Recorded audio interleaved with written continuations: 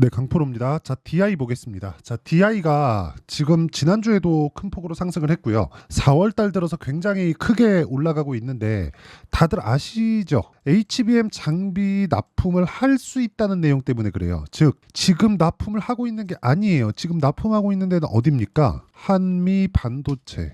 자, 그러면 한미 반도체는 지금 실적이 좋아요? 실적 볼까요? 안 좋죠. 그렇죠? 올해는 개선되는 상황이 나온다. 1,500억 정도의 예상 이익이 잡혀 있다. 근데 이런 부분이 사상 최고의 실적을 넘어서는 수준이 된다. 그런데 여기서 한번 생각해 보자고요. 1,500억의 이익을 내는데 지금 시가총액이 얼마예요? 14조예요.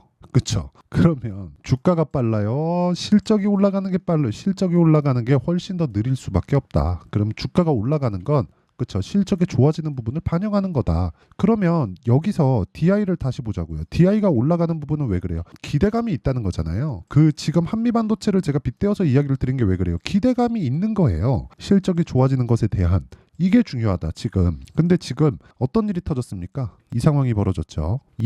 이스라엘의 드론 미사일 보복 공격을 개시했다. 그렇죠.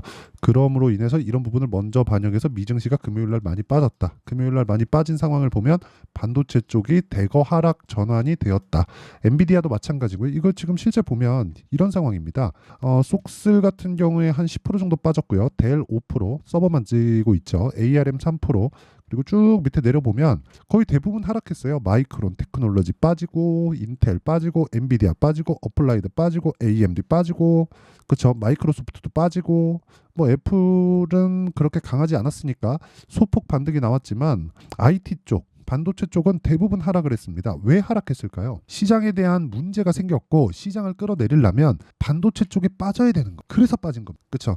그러면 AI 반도체에 대한 수요가 꺾였나요? 아니요. 안 꺾였어. 그러면 지금 걱정해야 되는 게 뭐예요? 없어요. 그렇죠? 자, 이란이 중동 불안을 다시 막 이렇게 막 만들고 있어요. 애초에 불안 요인이 있었는데 그럼으로 인해서 유가가 계속해서 상승해서 지금 유가 얼마입니까? 여기 보세요. 85달러로 끝났잖아요. 다음 주가 되면 뭐 100불 간에 120불 간에 그런 얘기가 나올 겁니다. 근데 유가에 대한 부분은요. 한 80불 60에서 80불을 이 기준해서 80불 이상 가려면 무언가 이슈가 있어야 되고요.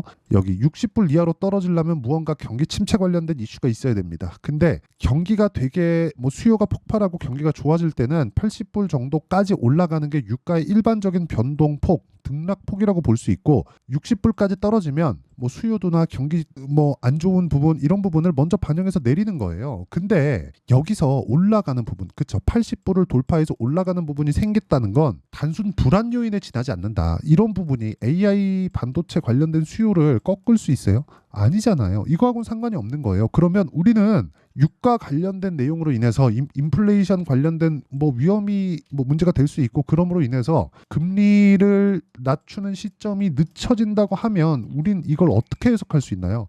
경기가 아직까지 버틸만 하구나. 이렇게 해석할 수 있는 거 아닙니까? 그래서 지금 금리를 인하한다는 시기가 계속해서 늦춰졌음에도 불구하고 미증시가 안 빠진 겁니다. 미증시가 안 빠졌다는 건 AI 반도체 수요가 지속적으로 진행되고 있기 때문에 반도체 종목들 위주로 지금 미증시가 계속 강한 움직임을 보였었고 한국 시장에서도 관련주들의 움직임이 계속 좋았었던 거예요. 한미 반도체 제가 굳이 꺼내는 게 한미 반도체가 지금 AI 반도체 한국 시장에서 대장이잖아요. 물론 여기서 덧붙여서 대형주까지 본다면 SK 하이닉스 이런 종목들 들 수 있겠죠. 그리고 지금 콜테스트에 들어가는 뭐 삼성전자, 그렇죠? 그리고 하나 마이크론, 그렇죠? 이쪽이랑 같이 움직입니다. 하나 마이크론은 SK 하이닉스의 한미 반도체라고 보시면 돼요. 그러면 삼성전자가 반등하는 상황, 고가 돌파하는 상황을 딱 분위기를 잡고 나니까 한미 반도체 하나 마이크론 뒤따라서 어떻게 돼요? 강세 보이죠. 근데 거기서 더 작은 종목들이 막 폭발적으로 상승한다. 근데 DI가 지금 HBM 장비를 납품하는 게 아니에요. 그렇죠? 앞으로 납품할지 안 할지도 몰라요. 근데 주가 올라간다니까요. 기대감에 의해서 올라가는 겁니다. 이게 핵심이에요. 이게 주가는 먼저 반영한 선반영한다. 이게 핵심이. 이것만 내가 완벽하게 이해를 하고 있으면 뭐 중동에서 무슨 일이 일어나든 어떤 상황이 벌어지든 나는 타점을 잡을 수 있게 된다. 그렇죠. 이런 부분을 이해했을 때 이 정도의 성과를 낼 수 있습니다. 자, 내용 보시면 1월 1일부터 4월 14일까지 내 계좌 수익, 그렇죠. 한 3개월 반 정도 됐죠. 500%가 넘어요. 계좌 수익입니다. 이거 종목 수익 아니에요. 그러면 이 내용을 가지고 어떤 종목을 매매하길래 저런 정도의 수익이 나오는지 자 정확하게 보여드리겠습니다. 돌파하는 구간 KSP 그리고 TSE 자 내용 보시면 정확하게 제가 매매한 타점 다 나와 있죠. 4% 정도의 수익을 냈는데도 불구하고 올라가는 구간에서 계속 매수하고 있어요. 그렇죠? 이런 부분에 대한 내용, 즉 돌파하는 구간에 매수하는 것, 선반영, 가격이 먼저 뜬다. 이런 부분이 반영됐기 때문입니다. 이건 아직 매매가 진행됐기 때문에 진행 중인 과정이잖아요. 제가 매도를 끝마친 게 아니죠. 그래서 좀 의아하게 보실 수도 있는데 완료된 매매 있죠. 제가 실제 계좌 수익까지 오픈했기 때문에 완료된 매매까지도 제가 보여드리면 뭐 자람 테크놀로지나 그런 종목이에요. AI 반도체 어때요? 돌파하는 구간 75% 며칠 3일 그렇죠? 이게 업종별로 터진다고요. 그리고 DI 관련돼서 이쪽 구간의 시세를 제가 못 먹었어요. 저 먼저 팔았거든요. 여기에. 근데 몇 프로 먹었어요? 26%. 그 전에 돌파하는 구간, 또 돌파하는 구간 몇 프로? 18%, 22%. 기대감으로 인해서 움직이는 부분을 내가 이해해야 꾸준하게 내가 수익을 낼 수 있다. 그렇죠? 그래서 DI가 아마 월요일 날 이렇게 좀 하락하는 부분이 나올 겁니다. 나올 건데 그 구간에 타점을 잡을 수 있어야 돼요. 그리고 타점은 실시간 내용이기 때문에 제가 여기 소통방에서 다 공개를 합니다. TSE, KSP 전부 다 돌파하는 구간에서 매매하고 있다는 것 제가 다 보여드렸죠. 그래서 매매하는 과정에서 내가 가격이나 그런 부분을 잡기 어렵고 어떻게 해야 되는지 모르겠다 하시는 분들 소통방을 제가 지금 무료로 진행하고 있고 10억 만들기 프로젝트를 계속해서 진행하고 있으니까 와서 배우시면 되고요. 구독과 좋아요 눌러주시면 됩니다. 그리고 상단에 있는 전화번호로 10억 자 10억이나 소통이라고 문자 보내주시면 제가 소통방 입장 링크를 다 공유를 해드리도록 하겠습니다. 가장 중요한 건 가격이다. 그렇죠? 그러면 왜 제가 이런 종목군들을 매매하는지 그리고 DI가 추가적으로 상승할 수 있다고 하는 건지 답이 명확하죠. 아직 하고 있지 않기 때문에 아직 실적이 나오지 않기 때문에 그런 기대감 실적이 나올 거라는 기대감이 있기 때문에 그러면 실적이 어느 정도 잘 나올지 아직까지 모르잖아요. 그래서 주가가 어디까지 올라갈지 모르는 거예요. 근데 올라가는 과정에서 내가 매매해야 되는 구간은 철저하게 신고가 돌파 구간이다. 그렇죠? 이 내용을 가지고 우리가 종목을 보잖아요. 명확하게 다르게 보이실 겁니다. 자, DI가 강하려면 뭐가 강해야 돼요? 하이닉스, 삼성전자, 엔비디아 이런 쪽이 강해야 된다. 근데 엔비디아가 이번에 떨어졌어요. 왜 떨어졌어요? 중동 불안. AI 반도체 수요하고 상관없죠. 상관없습니다. 이거는. 그러면 이거 어떻게 되겠습니까? 눌림목에 지나지 않는다. 눌림목 구간에서 확인하고 매수해야 되는 상황이 나온다는 거. 타점을 보면 제가 다 아까 전에 공유를 했죠. 이 부분을 토대로 우리가 DI를 봤을 때 눌림목 구간에서 우리가 매수할 수 있는 타점을 바라보는 건 너무 당연하다. 기대감이 있으니까. 그렇죠? 오히려 떨어지는 게 더 좋은 거예요. 왜? 외적인 요인으로 딱 때려서 떨어지는 거니까. 만약에 AI 반도체에 대한 수요가 앞으로 추가적으로는 안 나올 것 같아. 이런 부분으로 인해서 떨어진다면 당연히 팔아야 돼요. 팔아야 됩니다. 무조건 팔아야 돼요. 그렇죠? 제가 아까 전에 제 타점을 다 보여드렸는데 전 올라가는 구간에서 매수를 하고 저가를 잡지 않겠다는 거죠. 내려가는 구간에서 매도를 합니다. 고가를 잡지 않겠다는 거예요. 그런데도 불구하고 아까 전에 보셨죠? 이 정도의 수익이 떨어진다. 그렇죠?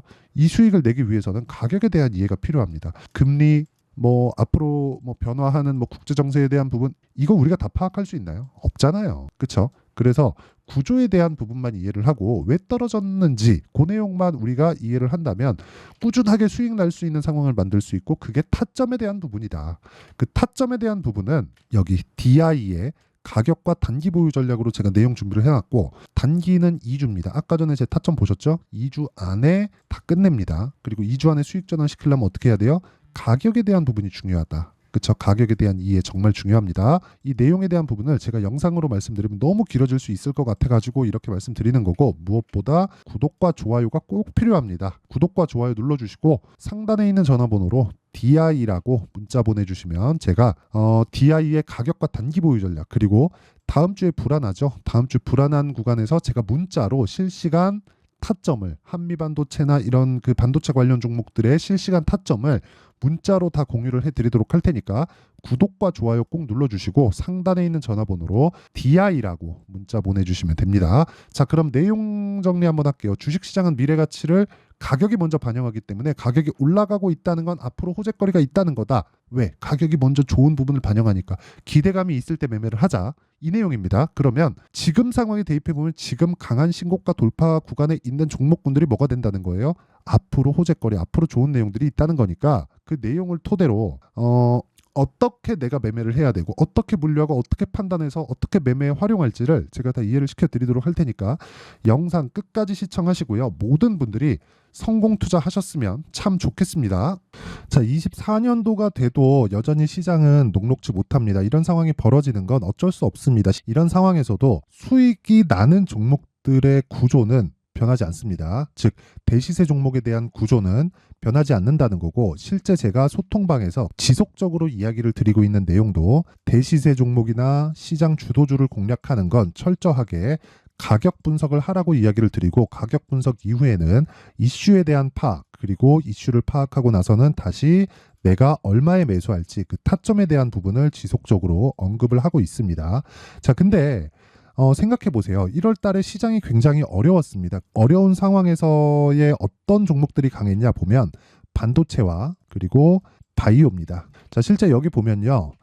HLB에 제가 실제 매매한 내용을 띄워놓고 보여드리고 있는데, 1월 22일부터 매매를 시작해서 4일 동안 31%의 수익 마감이 됐고요. 그리고 여전히 신고가 종목입니다. 자, 그리고 그 다음 어보브 반도체, 이름을 보시다시피 반도체 종목이죠. 그리고 AI 반도체는 지속적으로 강세를 보이고 있습니다. 이 종목도 신고가를 먼저 달성한 이후에 제가 21%의 단기간에 21%의 큰 수익을 내고 마감이 됐습니다. 다시 재공략을 준비하고 있고, 이런 부분은 소통방에서 다 공유를 해드립니다. 자, 그리고 그 다음 코세스. 자, 코세스 같은 종목도 당연히 그쵸, 신고가 종목이고요. 그리고 반도체 종목입니다. 이 종목도 영업일 기준에서 이틀 동안 대략 한 15%의 수익 마감이 됐습니다.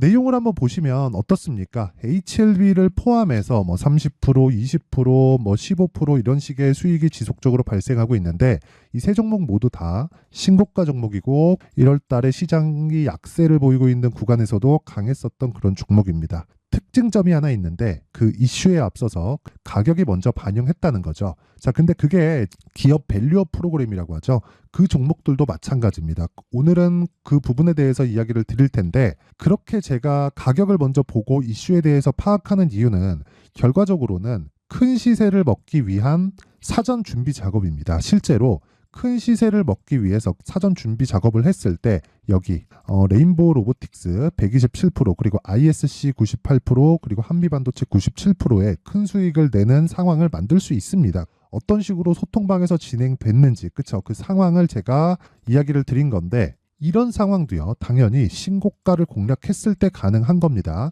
자, 그러면 이번에도 마찬가지입니다. 그쵸? 정부 주도의 코리아 디스카운트 해소 방안이 2월 달에 발표를 하고요. 그리고 2월 달에 발표된 내용을 토대로 주가가 움직이는 게 아니라 이미 움직인 내용이 있죠. 실제 이 내용은 크게 중요한 게 아니라는 겁니다. 실제 움직인 내용을 보면, 자, 기아차입니다. 실제로 12월 달에 신고가를 만들어 놓고 정부에서 입김을 불어 넣으니까 순식간에 기아차를 포함해서 현대차 같은 거대 기업들의 주가가 2주도 채 되지 않아서 40% 정도의 큰 시세를 냅니다. 자, 그러면 우리는 어떤 종목을 봐야 될까요? 이슈를 파악해야 되는 것도 맞지만 철저하게 가격에 맞춰서 매매를 해야 되는 게 당연히 중요합니다. 정부가 주도하는 정책 방향이 있겠죠. 그 방향에 맞춰서 우리가 종목을 찾을 필요가 있다.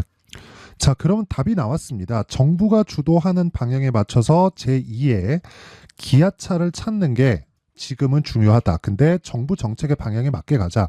그랬을 때 앞서서 제가 보여드렸었던 내용인 여기 레인보우 로보틱스 127%, 그리고 ISC 98%, 그리고 한미반도체 97%와 같은 수익을 낼 수 있습니다. 물론 시간에 대한 부분은 최소 2주의 시간이 필요하고요. 그리고 최장 3개월 안에 끝내야 됩니다. 자, 기아차의 시세를 보셨던 것과 같이 2월 달에 정부 정책의 방향이 결정되고요. 바로 3월 달이면 시행입니다. 자, 그러면 우리는 거기에 맞춰서 당연히 종목을 찾아야 되고, 제가 제2의 기아차를 찾아놨습니다. 제가 아까 전에 소통방에서 이야기를 드렸었던 내용 다 공개를 해드렸는데, 그 내용처럼 종목만 받고 싶다 하시는 분들은요, 상단에 있는 제 전화번호로 대시세, 자, 대시세라고 문자를 보내주시면 정부 정책의 방향에 맞는 종목을 모든 분들에게 무료로 공개를 해드리도록 하겠습니다. 자, 제가 원하는 건 채널 성장이 목적입니다. 자, 그래서 구독과 좋아요 꼭 좀 부탁드리고요. 모든 분들이 정부 정책에 맞는 방향으로 매매를 이어가서 큰 수익 보셨으면 좋겠습니다.